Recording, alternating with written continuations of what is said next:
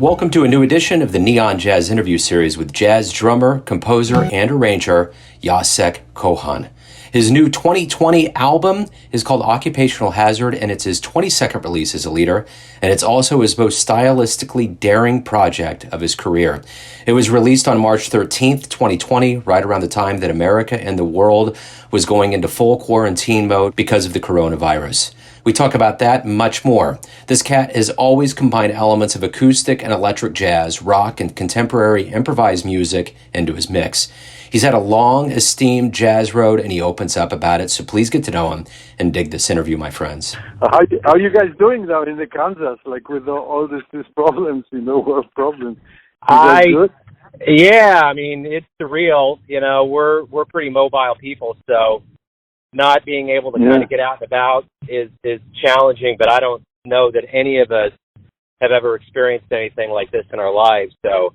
Yeah, you bet. So this is what we're doing, the best with it, Thanks God for the telephones, the internet, and all the other things, Yeah, and I figure at the end of the day, probably one of the safest things to do is to create radio or interviews.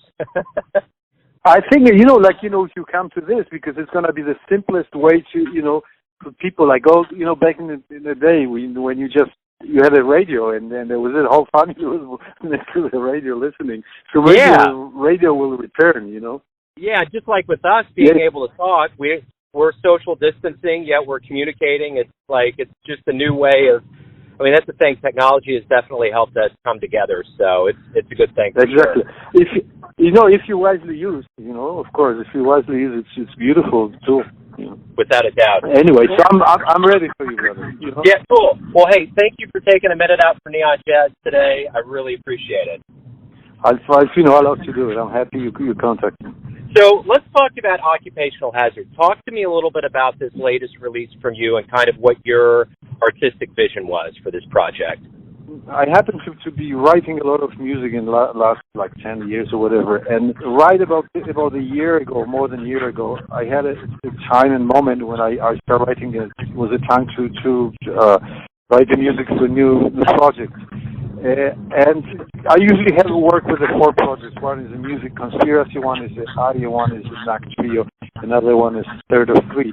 And they're all very different. Some are, all those are acoustic, some are sort of electric anyway. So there was a time for this, I would say, old school sounding, the band with a new modern, I would say, the jazz which is happening today. So my idea was to use the old school instruments like lovely B3, which is one of the best instruments ever invented, in my books. The Rhodes, Wurlitzer, and the rest is acoustic bass, and there's another bass which is electric bass. So we got 2 basses and saxophone, and we have a great singer Elizabeth Shepard singing with us, and we got some additional guitar players on the whole track. So it took me a couple months to complete the music, and then I had a moment. And thanks to Canada Council, I was able to record it. So we started in last October. We finished. The record was ready it was mastered in December. We printed out. Waited about 3 months to release it, and it was sent out. And here we go. Right on. So, where are you originally from? Where were you born and raised? I was born in Poland, in Krakow. Krakow is an old town in Krakow, which I actually grew up. I'm very happy about this location because it was right after the Second World War. The jazz music just was very strong there. And most of the musicians which came out in Poland, on the scene were coming from Krakow and they moved to Warsaw, etc. So I was lucky enough when I was a kid to go to the clubs and check it out. It was sometimes illegal for me. It's funny, that was really. But it was for some reason I got attracted to this music. Of course, first was rock, R&B, and other things, but jazz took my mind, totally after a while. What jazz musicians were you listening to in the beginning that really got you motivated, that made you think, this is something I really want to do?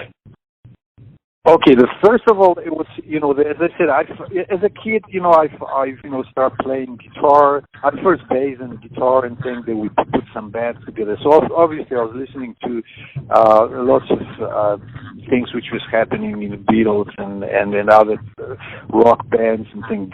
And I got a little wiser. It was my first record, which sort of opening of my ears was Otis Redding, which I got into syncopated R&B thing that was Sly and the Family Stone. There was a Tower of Power, and I was lost. So when I got into R&B and funk music, that was it. So all I wanted to do was just play funk music. So there were a few bands which were trying. The guys playing those bands were like much older than me, some of them 10, 15 years.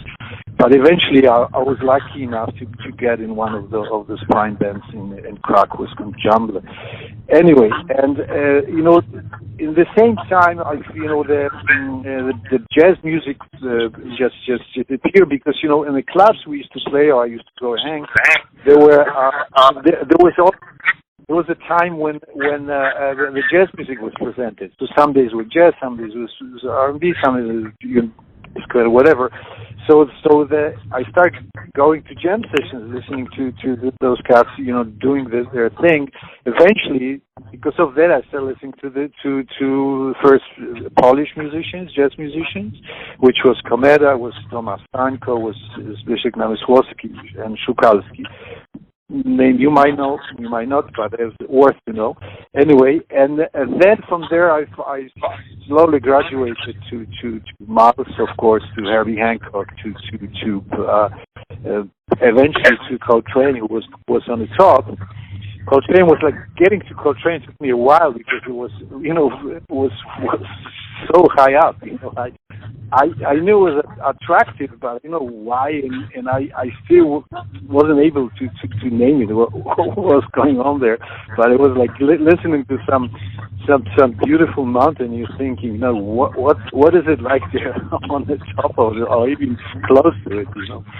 So that's how it started. So first, as usual, to the Polish, then I got into American, and sometimes European musicians, jazz musicians, and that's how I got into it myself, into this world. So this is your 22nd release as a leader. What is your key to longevity? How have you lasted so long releasing quality albums over and over again? The thing is, thank you very much for that, but I guess it's disparity, I don't know, or whatever, and I have a lovely wife who sort of didn't kick me out for so many years from so she didn't kick me out from doing this. She's tolerant to so I'm, she tolerates that I'm doing it, so I'm very grateful to her. And as I said, it's what else would I do? I mean, we all live, as long we able to live, and I was lucky enough that it was up and down, and usual it's the musician, life is there, but it's my reward when I write a tune, the tune is being played, which is great, and then I can hear it, and on the top of it, when you record it, it's a great feeling, and then it's releasing beautiful. Then I can go with the band and play the music, and the whole paradise starts. I guess now in this time that we're living in, this question might be a good way of kind of letting your mind float a little bit. What is the greatest thing about traveling the world? You're from Poland, you're in Montreal, you've been around the world playing music for a lot of people. What has been the most enjoyable part of getting out into the world to play music for people? No, it's, as you said, traveling, exploration, meeting people. I mean, meeting different cultures, different music, different everything, different food, different behaviors. It's beautiful. It's like getting into when you were a kid and you had books, and there was a new book with some stories. So you just get into it, and if I'm lucky enough to be able to go to those places and just experience them from the like first base, it's amazing. It's amazing. I'm so grateful for that. What do you like best about being a professional musician? What do I like? I mean, that we play music, that we meet people. I mean, being a musician, it is and being in the music world, you know, with the people with a certain idea. So they're very similar. It's very easy. It's like being in a club, you know, like even if you in some strange place in the world, you got problems with to crash and whatever. You know, musicians will help you. I experienced it so many times that it's like amazing. It's like brotherhood, I would say. We all compete. We all are a bit jealous and that, but jealous is a little bit. It has good points because then you're trying to get your thing together better. You try to practice more, write more, experience, and open more to the music. So the meeting with all those people, you know, exchanging, you know, the experiences and thoughts, it's great. I love it. You know, obviously this is going to be a timely question, you know, obviously prior to everything kind of being shut down right now. How well do you think jazz is doing in the world in the year 2020? I mean, it might change. The tools might change. I don't know how, but you know, we will do it. This is like addiction. There's no way, you know, the musicians will stop playing. I mean, we will do private concerts if there's no other way, or we do some other thing to exchange, put things on the website and stuff like that. And I pray that all these things are gonna be over, back to normal, maybe little different than before, but we still be able to play music, you know, for musicians, for us, for fans. Without the audience, we would be nothing, though. So this is basically you play to be heard, and it's like it's both way relation. It's like marriage, I would say, you know. So hopefully, you know, the concerts will be alive. We will be able to play music to people all over the world and give some joy and get back the joy they give us. Why do you love jazz? Oh, I love jazz music because in my books it's the best music ever invented by human beings, because this is like you can incorporate all the experiences, especially today's jazz music. I'm saying that today, 2020 music, which, you know, you got experiences from all the musics, if you can say that, from all over the world, the rhythms, you know, the harmonies, melodies, you mix them, and on the top of this, you're able to improvise on that. So improvisation is just the language. So it doesn't matter where you are coming from. If you play your instrument and you do it okay with it, you can communicate with the other musicians on the stage, in the studio, wherever. It's just another language, like most universal language I ever experienced in the world. The same listening to some you know, the old composers and young composers, whatever, and music recorded by other people. It's amazing. It's it's like feeding, you know. It's like you eating all this thing. It's like you can live on it. The one thing that's always been very evident about jazz music, and I think music in general, is that it's always about overcoming. Even in the early period of jazz music, it was all about overcoming whether it was racism or any other things that were going on. And we're in a very unique time, and this is going to be a very unique question to this very unique time in our history. What is keeping you hopeful during this time of, like, government-mandated shutdowns and a pandemic and the fact that we're in the midst of something we've never seen in our lives? What makes you hopeful? No, I hope that, you know, that some reason will come like better out of this experience, because as no person in the world, I think, which is not afraid or not experiences, you know, this situation, you know.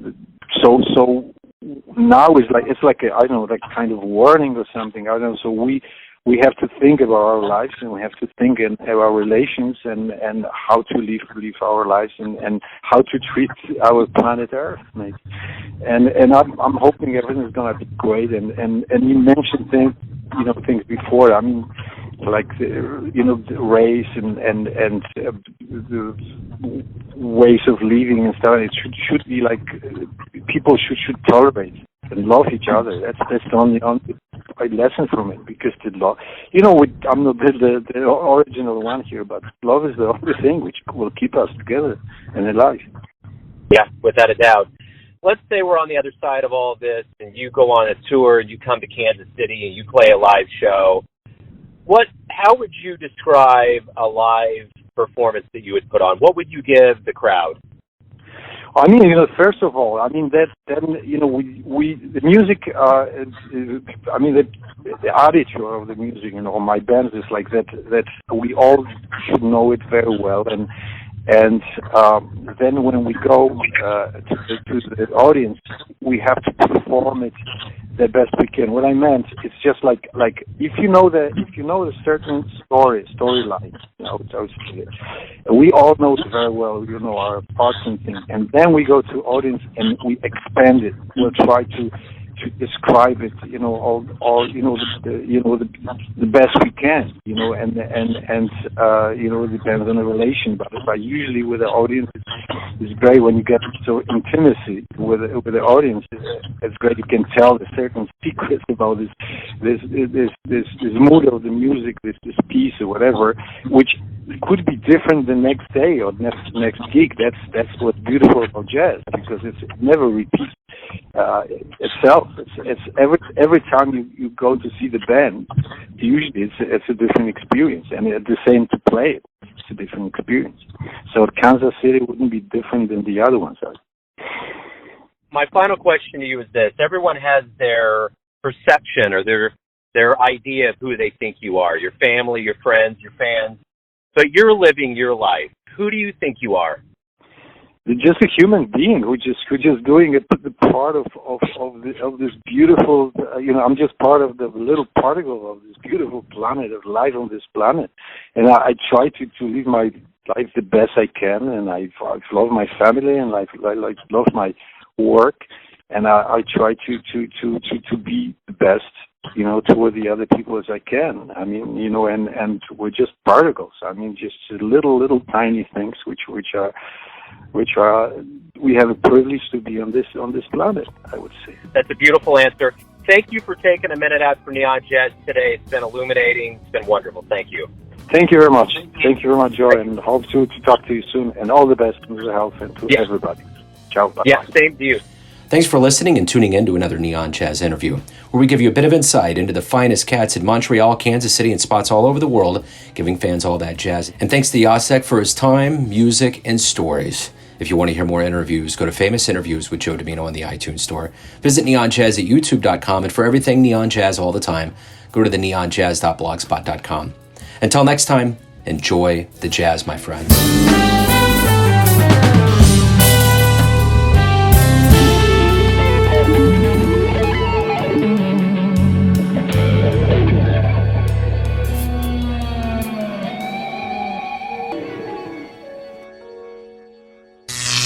Neon Jazz.